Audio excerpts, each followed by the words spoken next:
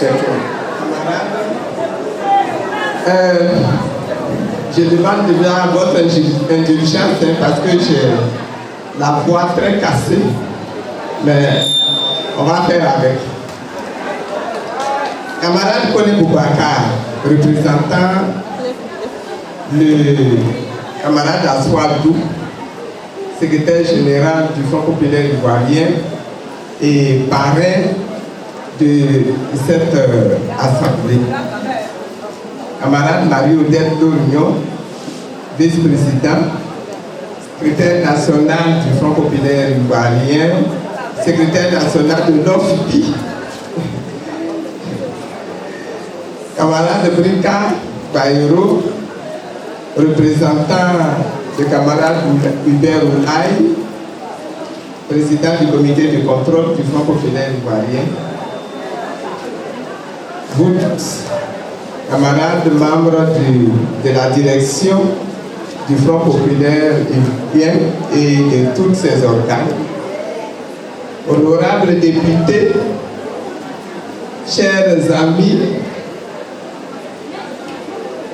mesdames et messieurs, les membres de l'EDS et de tous les partis frères ici présents, Madame Damien Adèle et toute la direction des femmes du PDCI ici présente, honorables chefs traditionnels, chères sœurs de l'OFPI, mesdames et messieurs,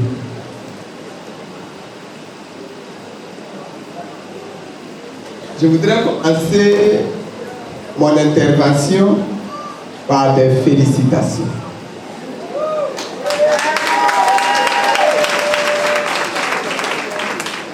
Félicitations à Marie-Odette Dorignon qui a relevé le défi. C'est une femme, elle est passée par l'OFPI, elle ne peut pas ne pas relever le défi. Et elle a relevé le défi. Félicitations au comité d'organisation. Vous m'avez mis la pression le jour où vous êtes venu pour me demander d'être présente à cette assemblée. C'était très dur, c'était très difficile.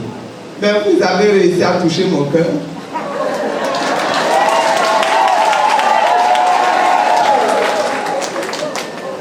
Et me voici, et je suis très heureuse d'être là.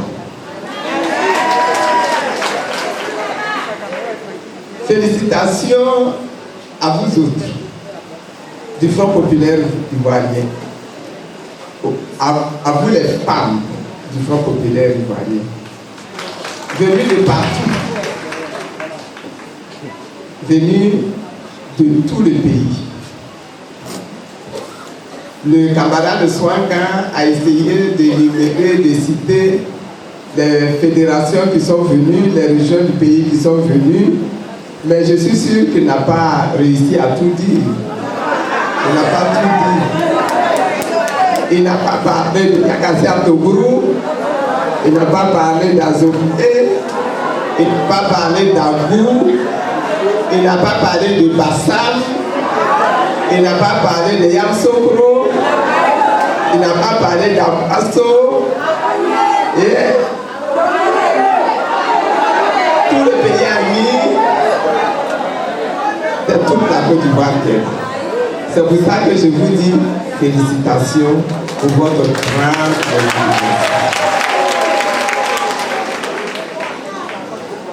Le thème qui nous réunit aujourd'hui, c'est réfléchir sur la contribution des femmes à la réconciliation nationale et aux élections à venir. Quand on parle des femmes ici, on parle principalement des femmes populaires ivoiriennes, n'est-ce pas?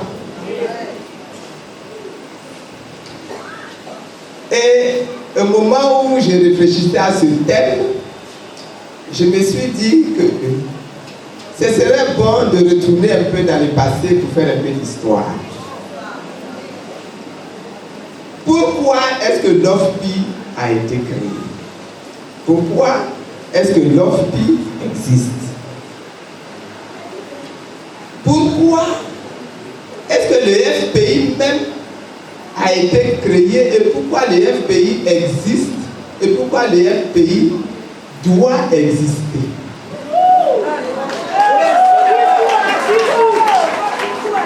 Et puis troisièmement, pourquoi on chante tant le nom de Gbagbo Laurent? Pourquoi on réclame tant Gbagbo Laurent?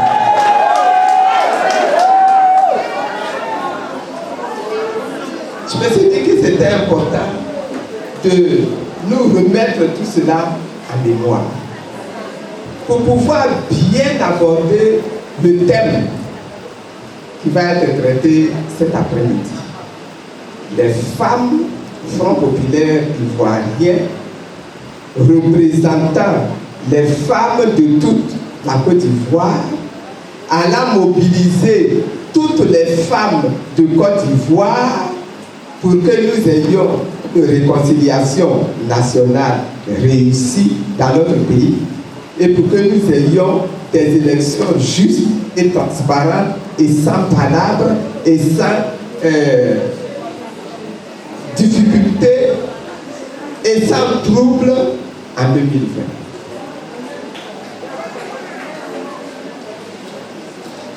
Le FPI, au moment où il s'est constitué, a discuté et a abouti, a conclu à la création de l'organisation des femmes du Front populaire ivoirien. Pourquoi? Premièrement, parce qu'il est important dans la société comme dans le Front populaire ivoirien que les femmes aient toujours, à chaque moment, à chaque instant, l'opportunité de devenir des militantes formées, des militantes aguerries, des militantes solides, non seulement dans leurs pieds, mais solides dans leur tête et solides dans leur cœur.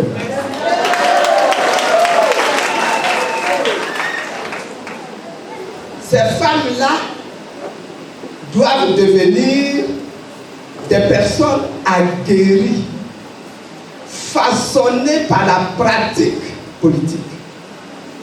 C'est-à-dire que les femmes du Front populaire ivoirien ne doivent pas être des suiveuses.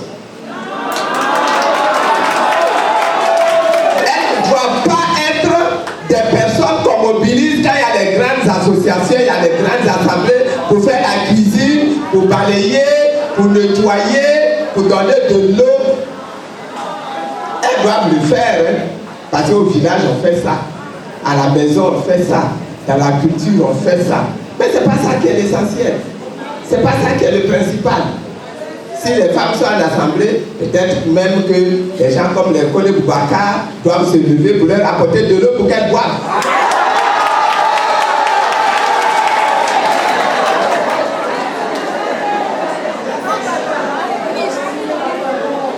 Or, au moment où on a créé l'IFPI là, on avait des problèmes.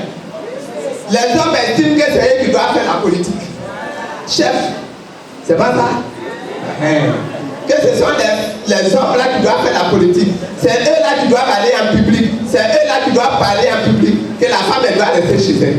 Que d'ailleurs la femme elle n'a pas une culture suffisante pour aller parler en public. Elle n'a pas une intelligence suffisante. Elle n'a pas une sagesse suffisante pour aller parler en public. Il fallait que les femmes s'aguerrissent. Il fallait qu'elles viennent assumer des responsabilités. Secrétaire de section, secrétaire fédéral, secrétaire de base, elles se combattent, elles se battent entre elles, elles discutent entre elles, elles acquièrent la connaissance, elles acquièrent.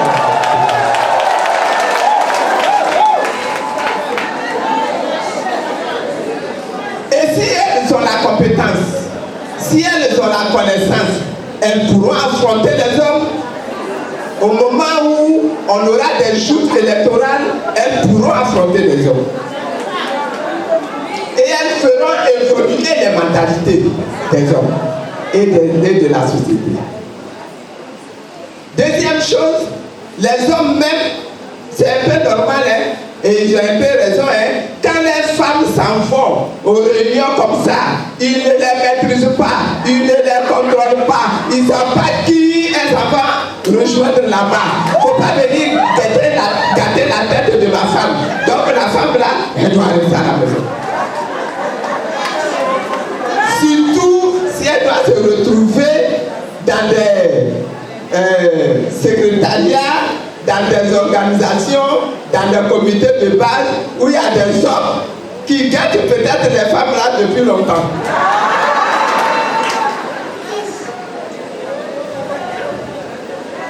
Alors on a décidé que si les femmes ont l'opportunité de se retrouver entre elles pour discuter de politique, pour discuter de la Côte d'Ivoire, pour discuter des problèmes du quartier, alors à ce moment-là, les maris vont être un peu tranquillisés parce qu'ils vont savoir qu'elles sont entre elles. Et si elles sont entre elles, c'est pas pour aller faire des trucs de lesbianisme, etc.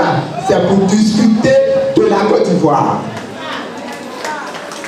Ce faisant, elles acquièrent la connaissance, elles acquièrent la compétence et elles peuvent devenir députées. Regardez Mario Dello Rugno comme elle a parlé tout à l'heure. Regardez comme elle a brillé tout à l'heure devant les micros.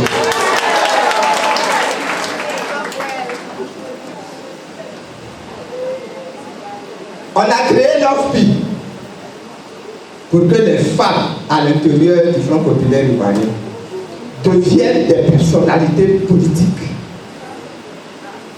façonnées par la pratique, façonnées par les responsabilités, façonnées par des réflexions fortes, profondes, des réflexions solides. Donc aujourd'hui là, on va vous noter, est-ce que vous avez des réflexions fortes, solides? Kone Boubacar vous attend. Il dit qu'il attend vos recommandations, vos résolutions. C'est pour vous noter d'abord. Donc le défi, vous allez le relever.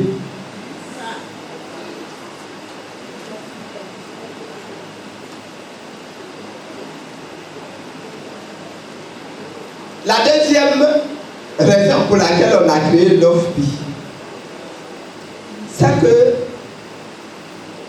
il y avait la nécessité d'aider les femmes du Front populaire ivoirien dans leurs structures qui leur sont dédiées, de les aider à s'approprier la vision du Front populaire ivoirien.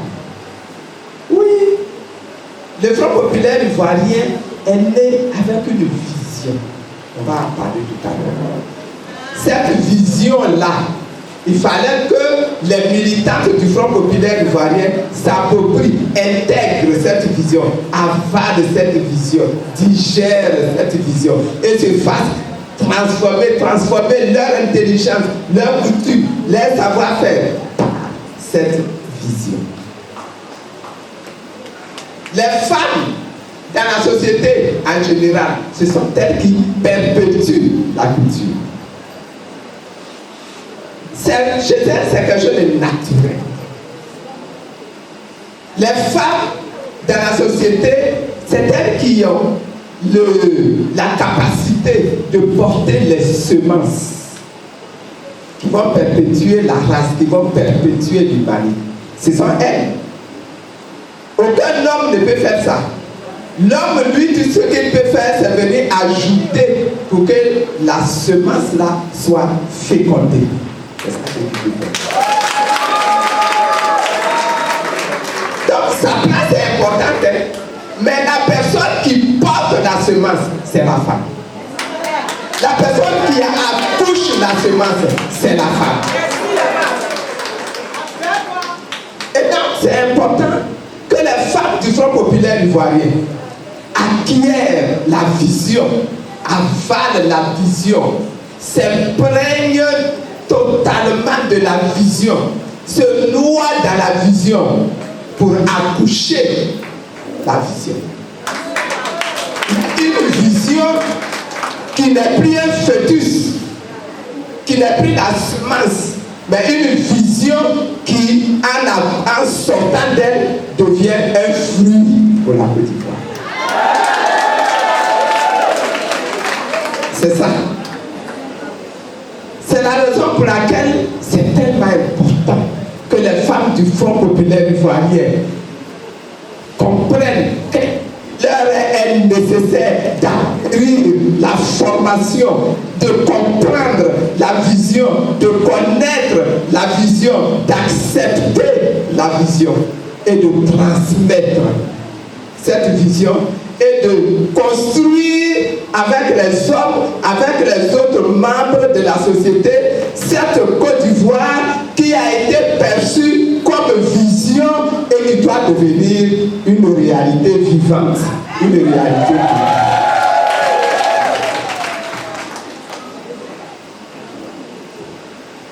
C'est votre mission. C'est la mission des femmes en général. Mais pour la vision, pour ce qui est de la vision du Front populaire ivoirien, c'est la mission des femmes du Front populaire ivoirien.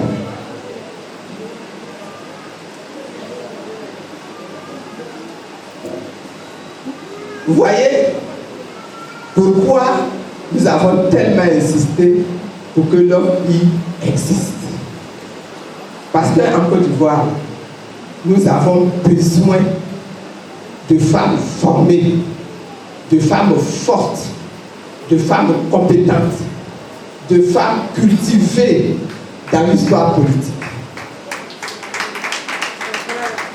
Alors vous allez dire, mais de quelle vision est-ce qu'il s'agit?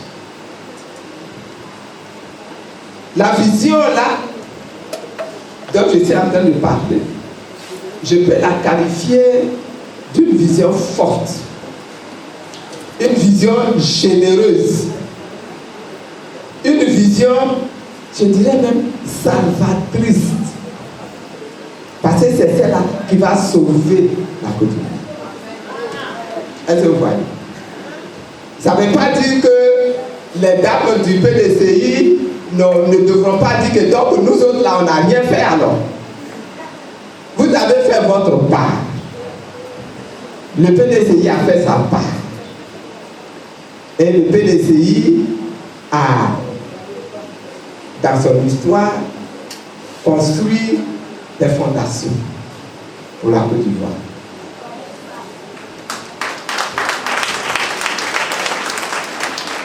Et puis le FPI, quand il est venu avec sa vision, il a compris qu'il fallait refonder cette fondation.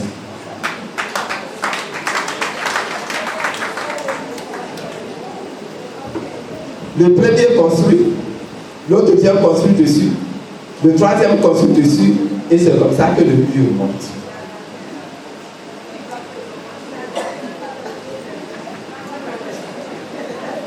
Cette vision-là, elle est une vision salvatrice. Non seulement pour le Front populaire ivoirien, mais pour la nation ivoirienne tout entière.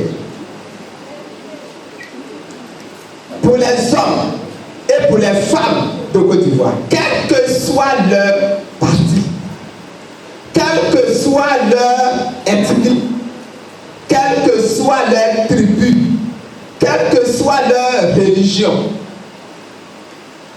la vision que le Front populaire propose à toute la Côte d'Ivoire est une vision qui peut conduire la Côte d'Ivoire loin et loin.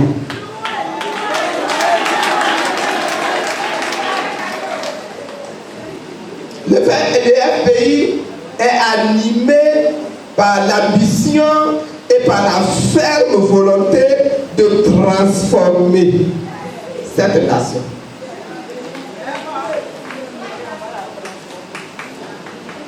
transformer la nation ivoirienne, transformer ce pays que nous avons reçu, transformer ce territoire que nous avons reçu en une nation nouvelle. Une nation, je dis, qui est salvatrice. Une nation qui est forte. Une nation qui est respectée. Une nation qui est développée. Une nation qui est démocratique. Une nation qui est riche. Et dont les enfants profitent de tous les fruits de cette nation.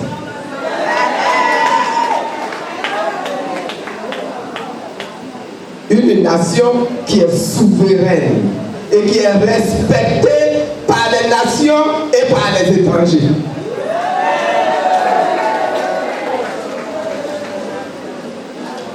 Une nation dans laquelle on est heureux de vivre, on est épanoui, on est en sécurité. Une nation dans laquelle l'économie sert aux nationaux d'abord.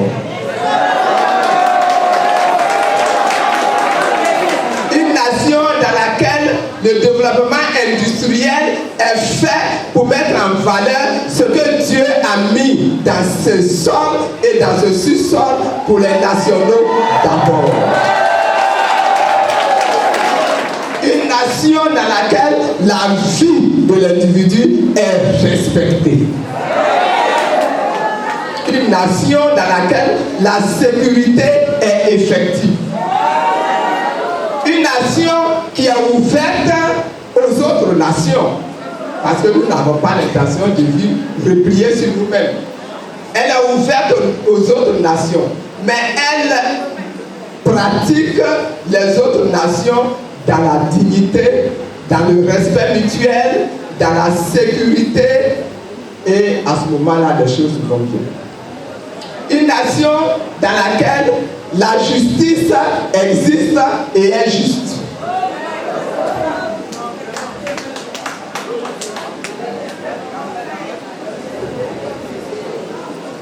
C'est pourquoi, dès à présent, nous devons tous nous approprier les valeurs qui sont les valeurs minimales suivantes, qui sont les valeurs qui vont nous permettre d'atteindre et de réaliser, de mettre en œuvre cette vision.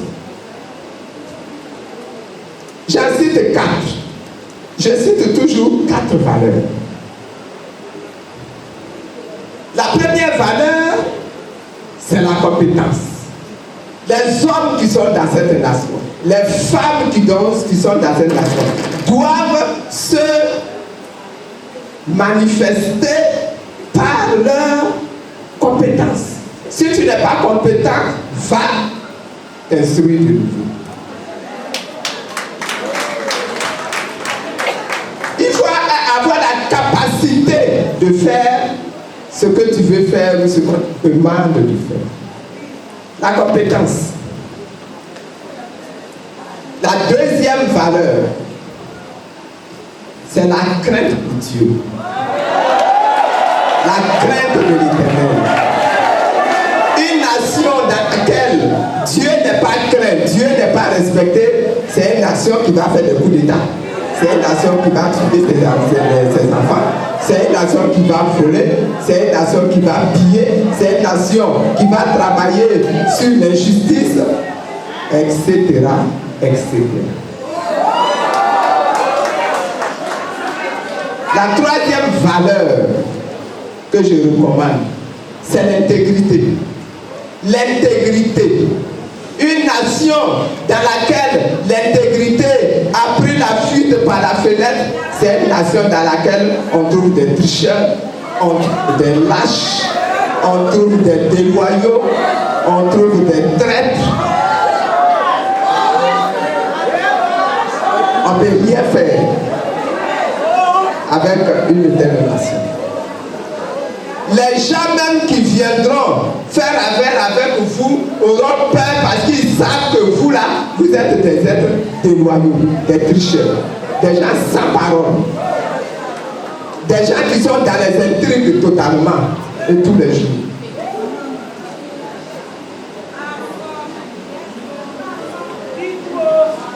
Dernière valeur que je recommande toujours,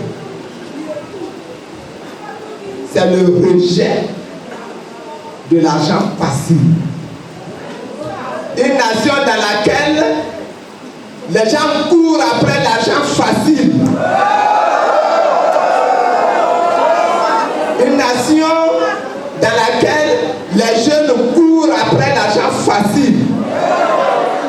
Une nation dans laquelle les institutions courent après l'argent facile. C'est une nation qui va s'effondrer. Parce que la justice ne fonctionnera pas. Ce sera le plus riche qui aura raison. Parce que dans l'administration, les choses ne marcheront pas. C'est celui qui va donner le plus grand, comment on dit ça? Un pot de vin.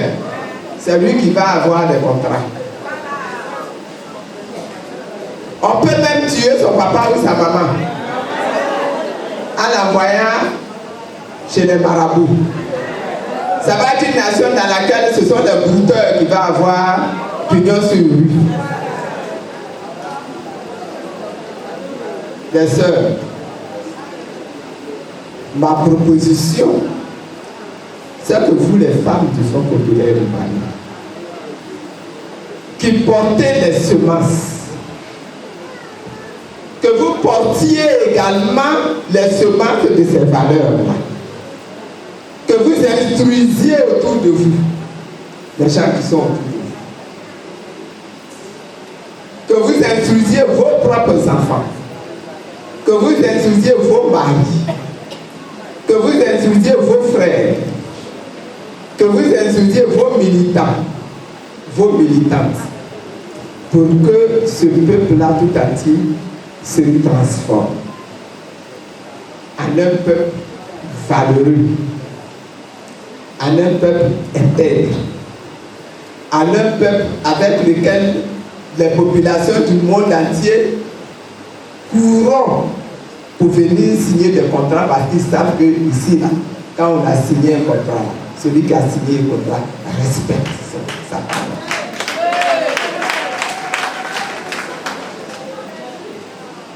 C'était ça la vision, hein?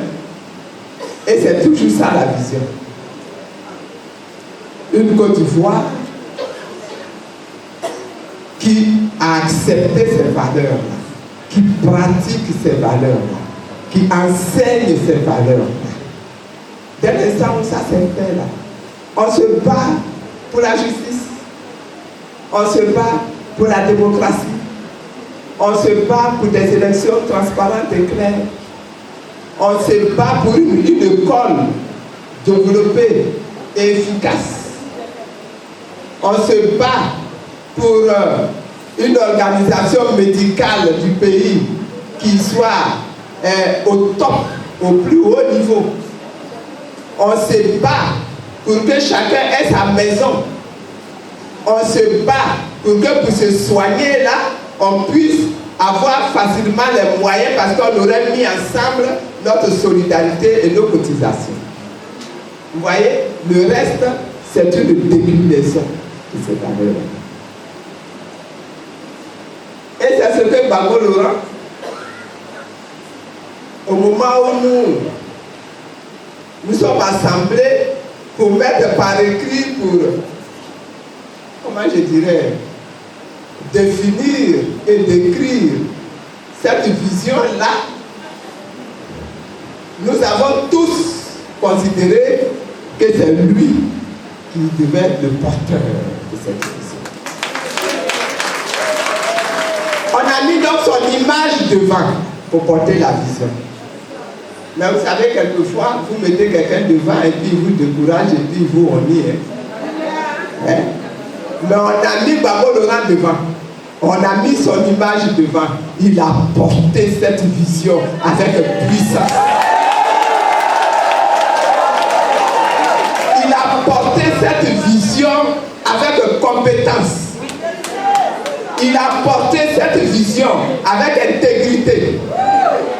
Il a porté cette vision avec courage et avec force. Et il a su, par sa parole, convaincre les Ivoiriens, convaincre chacun d'entre vous, convaincre chacune d'entre vous.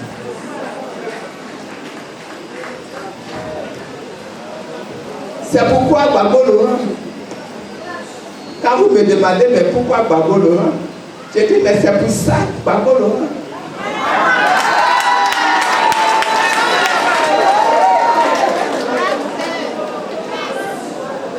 Quand tu es quelqu'un qu'on envoie, si toi-même tu sais t'envoyer, mais le message là, il devient un message puissant qui atterrit puissamment. Et c'est ce que Gbagbo Laurent a fait. Et c'est ce que Gbagbo Laurent continue de faire. Et c'est la raison pour laquelle, chaque fois que l'un d'entre vous se lève et disons, revendiquons le retour de Laurent Gbagbo, il a raison.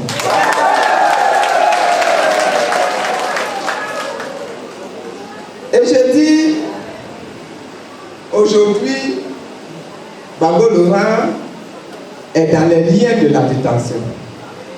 Aujourd'hui, il est pris comme otage. Là-bas, là, il est otage. Sinon, côté justice, judiciaire, tout ça là, on a fini le travail. Tout ce qu'on voit maintenant là, c'est comment on peut jouer pour retarder son retour. C'est tout.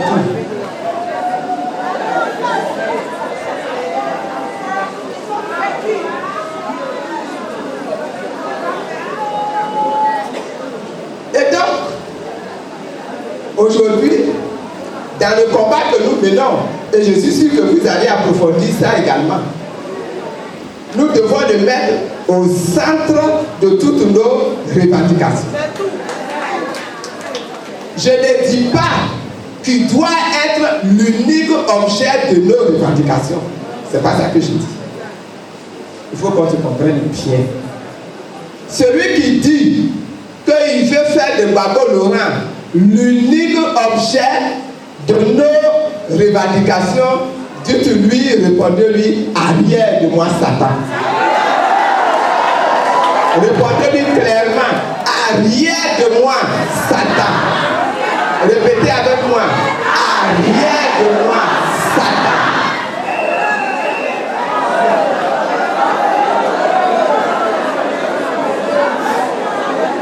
Gbagbo, il est au centre de nos revendications. Il est au centre parce qu'il est la tête que nous représente. Il est la tête qui symbolise notre vision. S'il n'est pas là, notre vision est tuée. Est-ce que vous comprenez ça? Donc il doit être là. Mais notre vision, ce n'est pas Gbagbo Laurent. On est d'accord? On est d'accord, hein? Notre vision là, c'est la Côte d'Ivoire nouvelle. C'est ça que nous faisons. Et le jour où Dieu lui-même va décider que Gbagbo Laurent n'est plus là, est-ce que notre vision va mourir? Donc est-ce que vous comprenez ce que je suis en train de dire? Nous travaillons pour que notre vision de la Côte d'Ivoire, notre Côte d'Ivoire nouvelle que nous souhaitons là, nous travaillons pour qu'elle soit là aujourd'hui, elle soit là demain, elle soit là après-demain, elle soit là après-après-demain, elle soit là dans 10 ans, elle soit là dans 20 ans, elle soit là dans 50 ans, elle soit là dans 100 ans. Et que la Côte d'Ivoire se renouvelle toujours, devenant toujours meilleur, s'accomplissant toujours à partir de cette vision qu'aujourd'hui Gbagbo porte. Et nos adversaires là, et ils ont bien compris. Hein? ils ont bien compris que chaque fois que nous disons Gbagbo Laurent doit rentrer au pays, ils ont compris que nous sommes en train de dire notre vision pour la Côte d'Ivoire, quel que soit ce que vous fassiez, quelles que soient vos décisions, notre vision de la Côte d'Ivoire, elle va s'enraciner, elle va s'implanter, elle va triompher, elle va éclater, elle va s'épanouir et la Côte d'Ivoire va être totalement transformée. Et ils savent, ils ont bien compris ça. Et donc, aujourd'hui, vous êtes à l'Assemblée générale et vous allez discuter. Dans la discussion que vous allez avoir, comment nous allons obtenir notre Côte d'Ivoire nouvelle là, avec Gbagbo Laurent au centre de notre Côte d'Ivoire. Voilà le sujet. C'est ça le sujet.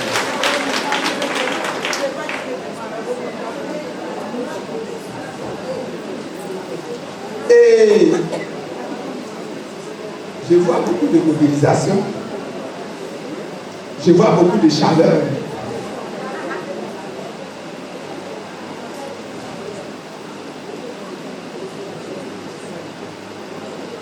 Je voudrais dire quelques petites choses avant de conclure. Les raisons pour lesquelles nous devons mettre Gbagbo au centre de toute notre revendication. Or, ça peut être des raisons personnelles.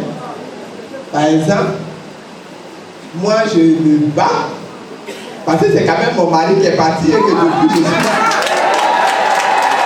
Et je me retrouve sans mari. Mes enfants se retrouvent sans leur papa. Donc quand je me bats là, quand ça chauffe mon cœur, je me lève et puis je me bats.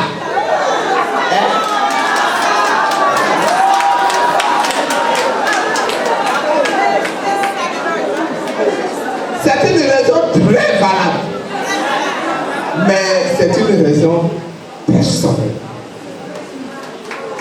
On est d'accord? Et dans l'assemblée là, il y a beaucoup de raisons personnelles. Il y en a qui sont là, Yahweh, Gbagbo Laurent là, c'est lui notre FPI. Comment on dit ça en âgé? Et choquéo.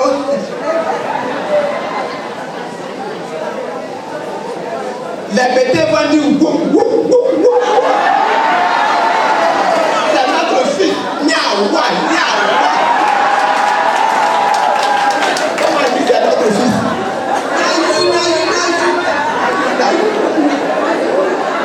On a envoyé notre Yula Gemi, c'est pas ta Gemi.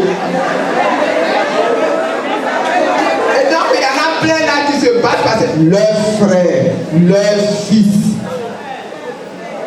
Et aujourd'hui, déportés, loin d'eux.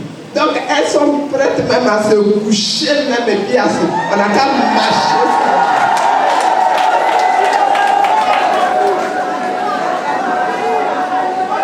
Ce sont de très bonnes raisons. Mais ce sont des raisons personnelles. Ce sont des raisons personnelles. Les raisons personnelles sont toujours des raisons fragiles. Elles sont bonnes, mais elles sont fragiles. Ça veut dire quoi?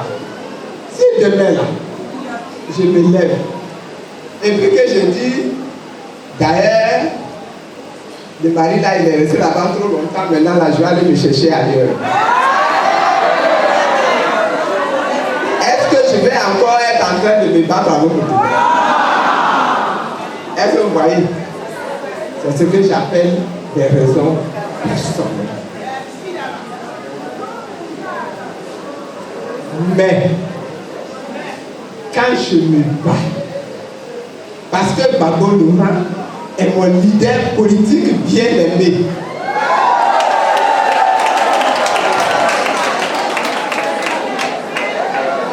Vous êtes d'accord que c'est une raison qui est supérieure à la raison personnelle, non?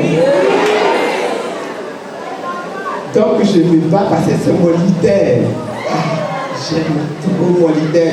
Il est fort, il est capable, il est beau, il est séduisant.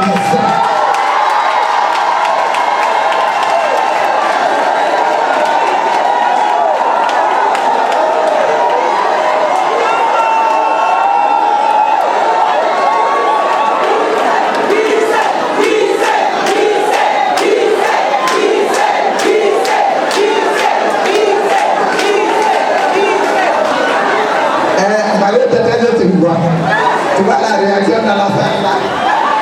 Tu vois que c'est une raison supérieure. Ah, c'est une raison supérieure. Je me bats parce qu'il est mon leader. Je le reconnais comme mon leader. C'est une raison très importante. Mais c'est une raison insuffisante.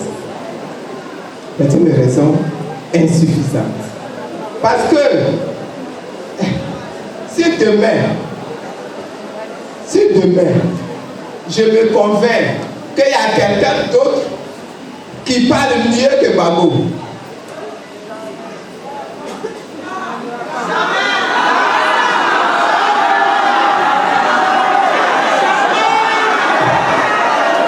je dis. Est-ce que c'est ça qu'on n'a pas dit? On a déjà vu ça. Il y a quelqu'un,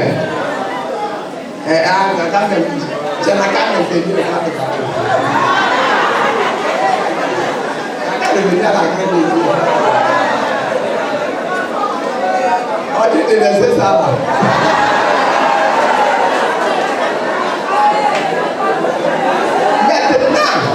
Maintenant, si les raisons, au-delà des deux raisons que j'ai données là, qui sont des raisons qui sont valables, mais si au-delà de ces deux raisons, moi je regarde Gbagbo Laurent, j'écoute ce qu'il dit, je regarde sa vision, je regarde ses messages, et puis que je me rends compte que moi-même là, c'est mon point de vue, je partage cette vision, je partage ces valeurs, je partage cette ambition. Alors là, quand je me lève, ma raison, elle est une raison politique, elle est une raison idéologique. À partir de ce moment-là, il n'y a personne qui peut me vaincre. Il n'y a personne qui peut me décourager. Alors, je vous pose la question. Vous qui êtes là aujourd'hui,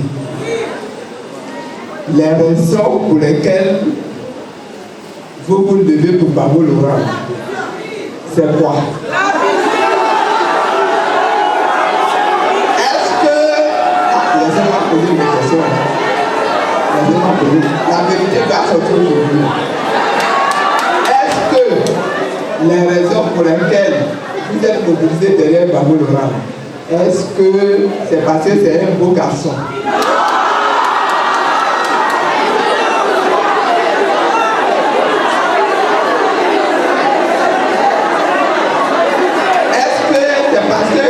A créé le Front populaire ivoirien?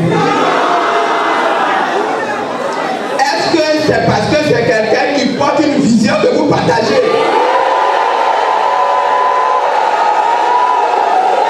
Est-ce que vous êtes prêt à vous lever à mettre debout pour la vision du Front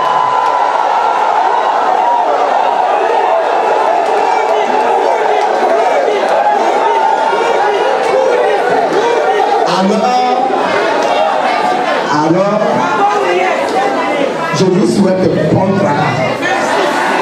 Je vous souhaite bonne réflexion.